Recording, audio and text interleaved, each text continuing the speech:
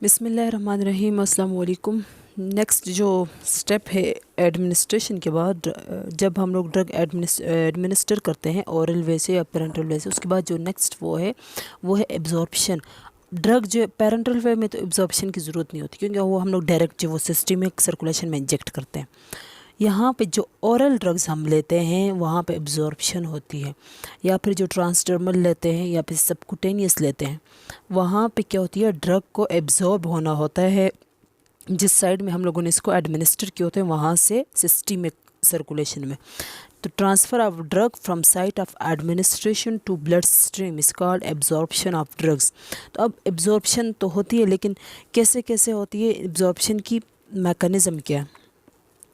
तो एब्जॉर्प्शन के मैकेनिज़्म को हम लोग स्टडी करते हैं कि इसकी जो मैकेनिज़्म है वो डिपेंड करता है किसी भी ड्रग के केमिकल नेचर पे। क्यों केमिकल नेचर के ही थ्रू हमें ये क्या करेगा, अपनी वो एब्जॉर्प्शन को डिसाइड करेगा। पैसिव डिफ्यूजन से ये ड्रग जो हमारी है वो एब्जॉर्ब होती है, पैसिव डिफ्यूजन से होती है। फैसिलिटेटेड डिफ्यूजन से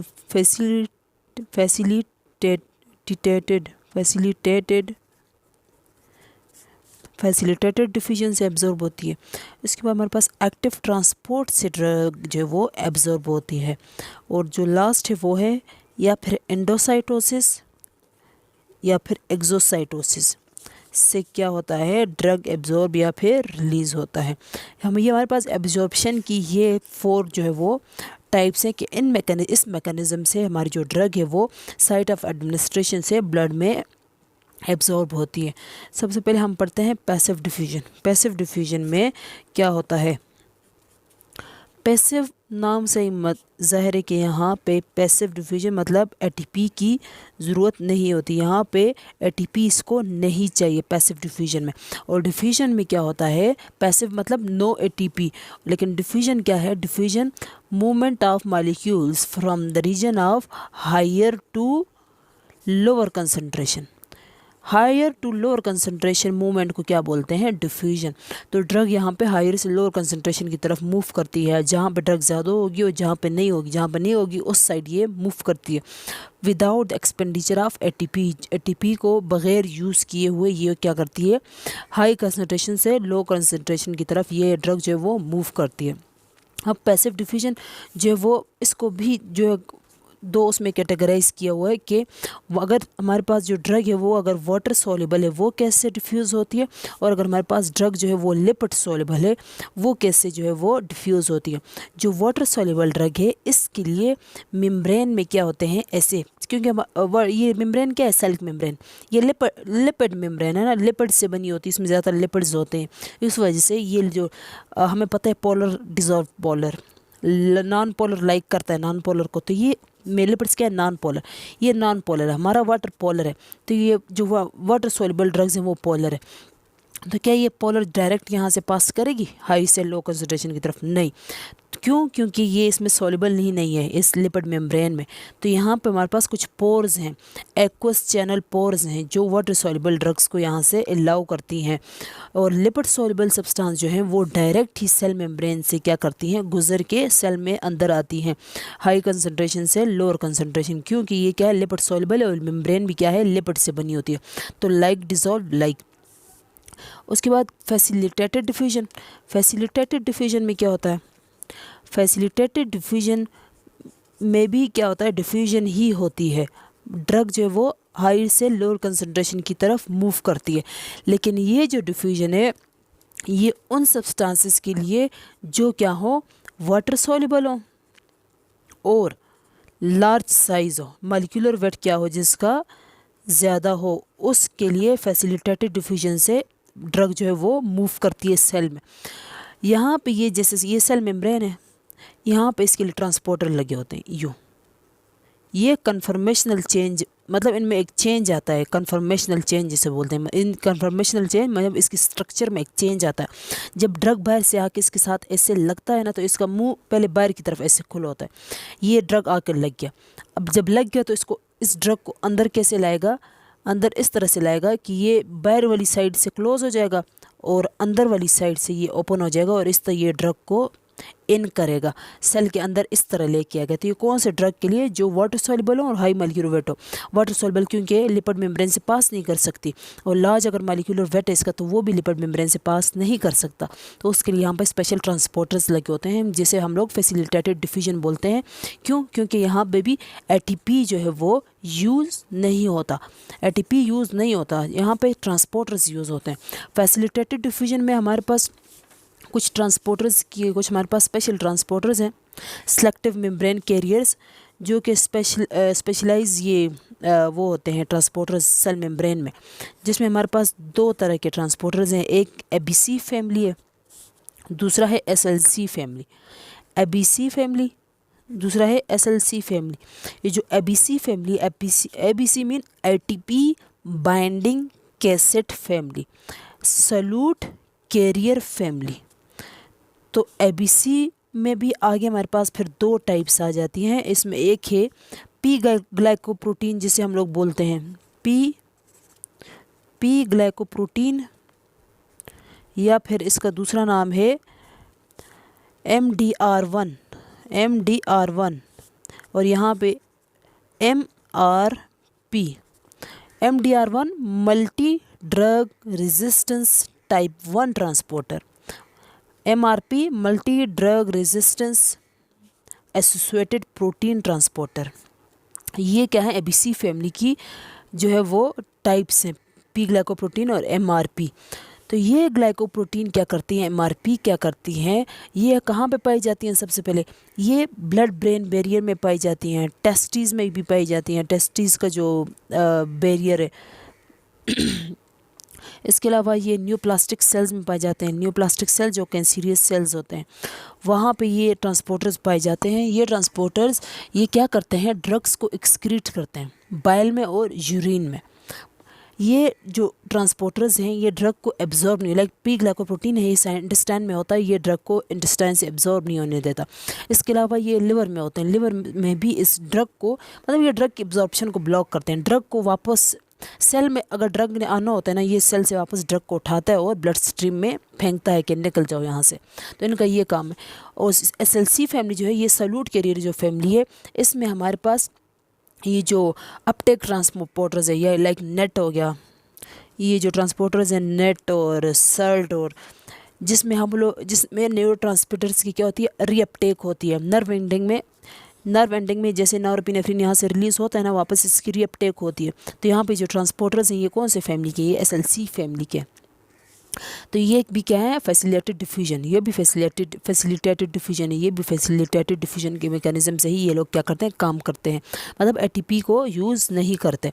इसके बाद जो थर्ड टाइप है ट्रांसपोर्ट की वो है एक्टिव ट्रांसपोर्ट। एक्टिव नाम से ही जाहिर है, अगर ये एक्टिव है तो मतलब यहाँ पे क्या होगा? एटीपी जो है वो यूज़ होता है। एटीपी को यूज़ करके ये क्या करेगा? सब्सटेंस को मूव करवाएगा।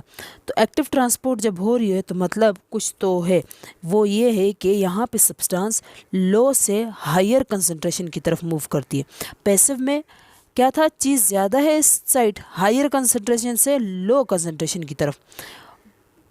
एक्टिव में क्या है? लो से हायर की तरफ ये मूव करता है। तो ये लिपिड मेम्ब्रेन है, यहाँ पे ड्रग क्या है? ज़्यादा है। बाय ड्रग क्या है? ये क्या है? DDT ज़्यादा है, और अंदर एक ही ड्रग का मॉलिक्यूल है। तो हाई से लो की तरफ मूव तो करना, ये क्या है? हाई से लो की तरफ मूव करना, ये है पैसिव डिफ्यूजन। लेकिन लो से हाई की तरफ मूव करेगा। ये जो ड्रग है मतलब ड्रग गया है सेल में जा रहा है और अंदर क्या हो गया है? ज़्यादा हो गया। बाहर अब कम मॉलिक्यूल रह गया ना कि जो अंदर जाए। तो ये जो कम मॉलिक्यूल अब क्या करेंगे? अंदर तो अब कंसंट्रेशन ज़्यादा है, अब तो मूव नहीं कर सकेंगे। तो ये लोग क्या करते हैं? एटीपी यूज़ करके क्या करते हैं? अंदर जाते हैं। तो इसको क्या बोलते हैं? Active transport.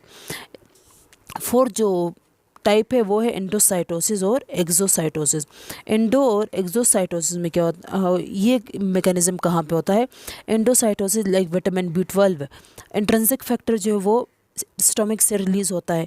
क्या करता है? ये इंट्रिंसिक फैक्टर विटामिन B12 को अपने साथ अटैच करवाता है और इसको एब्जॉर्ब करवाता है स्मॉल इंटेस्टाइन में। तो ये जो इतना कम्प्लेक्स है, ये जो स्मॉल इंटेस्टाइन में एब्जॉर्ब होता है, ये एंडोसाइटोसिस के थ्रू एब्जॉर्ब होता है। इसके अलावा हमारे पास आयरन प्लस ट्रांसफेरेंट प्रोटीन है, ये जो ट्रांसफेरेंट प्रोटीन है आयरन के साथ जो कम्प्लेक्स बनाता है, ये HB के अंदर कैसे जाएगा? एंडोसाइटोसिस के थ्रू जाएगा। एक्सोसाइटोसिस की एग्जांपल जो नर्व एंडिंग से ये जो जब स्टिमुलस आता है और नॉरएपिनेफ्रिन रिलीज होता है या फिर एसिटाइलकोलिन रिलीज होता है, कोई भी न्यूरोट्रांसमीटर रिलीज होता है, कैसे रिलीज होता है? वेजिकल आते हैं और ये वेजिकल इस मेम्ब्रेन के साथ फ्यूज़ होके ऐसे इनका मुंह जो है वो ओपन हो जाता है और ये यहाँ पे इससे न्यूरोट्रांसमीटर्स क्या हो जाते हैं? रिलीज हो जाते हैं। तो इसको बोलते हैं एक्सोसाइटोसिस। अब एब्जॉर्प्शन ऑफ ड्रग्स की तो हो गई, लेकिन अब हमारे पास कुछ फैक्टर्स हैं जो क्या करते हैं? एब्जॉर्प्शन को वो करते हैं, इन्फ्लुएंस करते हैं। कुछ ऐसे फैक्टर्स हैं जो कि एब्जॉर्प्शन को इफ़ेक्ट करते हैं। तो जो सबसे पहला फैक्टर है वो हमारे पास है pH। हमें पता है कि वीक एसिड जो एसिडिक ड्रग हैं ये कौन से pH पे एब्जॉर्ब होती हैं? एसिडिक pH में। बेसिक ड्रग बेसिक pH पे। क्यों? जैसे हमारे पास ये एसिडिक ड्रग है ना, H है, अगर चले यहाँ पे क्या हो गया? बेसिक pH है, तो बेसिक pH में क्या करेगी? ये आयंस में कन्वर्ट हो जाएगी ना, H प्लस प्लस A-। अब ये जो आयंस है, चलो अब इसने एब्जॉर्ब होना स्मॉल इंटेस्टाइन से, ये आयंस क्या स्मॉल इंटेस्टाइन में एब्जॉर्ब होंगे? स्मॉल इंटेस्टाइन की मेम्ब्रेन से नहीं होंगे ना, क्योंकि ये आयंस है। हमारी जो लिपिड की मेम्ब्रेन है वो जस्ट लिपिड सॉल्युबल सब्सटेंसेस को पास करती है, वाटर सॉल्युबल सब्सटेंसेस को पास नहीं करती। ये जो आयंस है वाटर सॉल्युबल है, ये आयनिक सब्सटेंस है, ये लिपिड मेम्ब्रेन से ऐसे डायरेक्ट पास नहीं कर सकती, ये वापस इसको रिपेल करती है, जो आयनिक सब्सटेंस है। तो हमने तो ड्रग को एब्जॉर्ब करना है, तो बेसिक pH में तो ये आयंस में कन्वर्ट होता है, एसिडिक ड्रग है। फिर हम क्या करेंगे? ये जो एसिडिक ड्रग है ये एसिडिक pH में ही क्या होगी?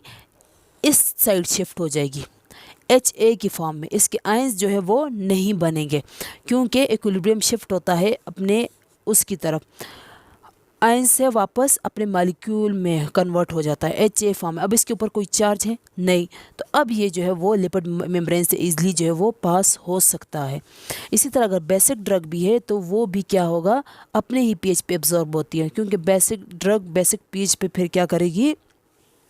कन्वर्ट हो जाएगी आयनिक फॉर्म में, तो आयनिक फॉर्म जो है वो एब्जॉर्ब नहीं होती। तो ये मस्ट है कि ड्रग एसिडिक ड्रग के लिए एसिडिक pH, बेसिक ड्रग के लिए बेसिक pH हो, ताकि वो आयंस में कन्वर्ट ना हो और अपनी सीधी हालत में रहे, मॉलिक्यूल फॉर्म में ही रहे और वो इजीली जो है वो लिपिड मेम्ब्रेन से पास हो जाए। इसके बाद हमारे पास ब्लड फ्लो पे भी डिपेंड करता है। दूसरा जो फैक्टर है एब्जॉर्प्शन का वो है ब्लड फ्लो। ब्लड फ्लो पे डिपेंड करता है कि जो ब्लड फ्लो है वो इंटेस्टाइन में कम है, ज़्यादा है। ब्लड फ्लो स्टमक में जो है वो इतना नहीं है जितना इंटेस्टाइन में, तो इसी वजह से इंटेस्टाइन में चीज़ जो है वो जल्दी और ज़्यादा एब्जॉर्ब होती है। और इंटेस्टाइन में अगर खुदा न खास्ता एक बंदे को शौक है, शौक में चला गया, तो क्या ब्लड फ्लो अब ज़्यादा रहेगा इंटेस्टाइन की तरफ? नहीं, कम हो जाएगा। या फिर अगर बंदा जो है वो भाग रहा है, एक्सरसाइज कर रहा है, तो ब्लड फ्लो को ज़्यादातर किस साइड होगा? ज़्यादा ब्लड फ्लो किस साइड होगा? स्केलेटल मसल की तरफ ना, तो अंदर की तरफ ब्लड फ्लो जो है वो कम हो जाएगा। तो जब ब्लड फ्लो कम होता है तो इंटेस्टाइन को ब्लड जो है वो कम सप्लाई होता है, तो यहाँ से जो ड्रग एब्जॉर्ब है वो जो है वो क्या हो जाएगा? ड्रग की एब्जॉर्प्शन भी जो है वो क्या हो जाएगी? स्लो हो जाएगी, क्योंकि यहाँ इस साइड जो है ब्लड की फ्लो अब कम है, तो एब्जॉर्प्शन भी क्या हो जाएगी? कम हो जाएगी। थर्ड जो फैक्टर है वो है सरफेस एरिया। सरफेस एरिया पे भी डिपेंड करता है। अब इंटेस्टाइन का सरफेस एरिया ज़्यादा है एज़ कम्पेयर टू स्टमक, क्योंकि इंटेस्टाइन में हमारे पास क्या है? विलाए हैं। ये विलाए हैं, उसके ऊपर भी माइक्रो विलाए हैं छोटे छोटे, तो ये क्या करते हैं? एब्जॉर्प्शन को एनहांस करते हैं, जबकि स्टमक में ये चीज़ें नहीं है, विलाए शिलाए नहीं है। तो सरफेस एरिया इंटेस्टाइन का ज़्यादा है, तो वो ज़्यादा जो है वो चीज़ों को एब्जॉर्ब करता है। इसके बाद कंटेक्ट टाइम पे डिपेंड करता है। Contact time at absorption surface. अगर एक बंदे को डायरिया, तो वो जब डायरिया होता है तो चीज़ क्या होती है? जल्दी पास होती है ना इंटेस्टाइन से, पेरिस्टाल्सिस ज़्यादा जल्दी जल्दी मूव करती है। तो क्या होगा? जब ड्रग यहाँ से जल्दी जल्दी मूव करेगी तो ये इधर एब्जॉर्ब कब होगी? तो यहाँ पे एब्जॉर्प्शन के लिए ये चाहिए कि ये जो ड्रग है, ये खाना जो है वो थोड़ा सा इधर रहे, ताकि यहाँ से चीज़ एब्जॉर्ब हो। वो आती है और यहाँ से जल्दी जल्दी बस गुजर जाती है, तो एब्जॉर्ब कैसे हो?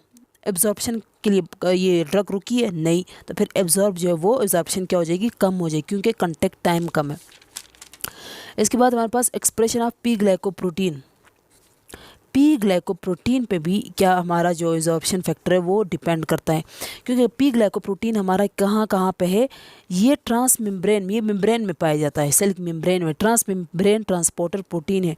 ये क्या करता है? ड्रग को वापस पंप आउट करता है। स्मॉल इंटेस्टाइन में ये पी ग्लाइकोप्रोटीन प्रेजेंट होता है, तो ये ड्रग जब इधर से एब्जॉर्ब होती है, ये उठा के फिर क्या करता है, स्मॉल इंटेस्टाइन में इसको फेंक देता है और इसको एब्जॉर्ब नहीं होने देता। तो हमारी जो एब्जॉर्प्शन है वो पी ग्लाइकोप्रोटीन पे भी क्या करती है, डिपेंड करती है। चीज़ क्या हो जाती है, ये होती है ड्रग हमारी क्या होती है, एब्जॉर्ब नहीं हो पा रही होती पी ग्लाइकोप्रोटीन की वजह से। इसके बाद जब ड्रग एब्जॉर्ब होती है फिर हमारे पास सिस्टेमिक सर्कुलेशन में आ जाती है और फिर इसको हम लोग बोलते हैं बायो अवेलेबिलिटी, कि कितना ब्लड हमारे पास सिस्टेमिक सर्कुलेशन में आया है। बायो अवेलेबिलिटी को नेक्स्ट वीडियो में डिस्कस करते हैं।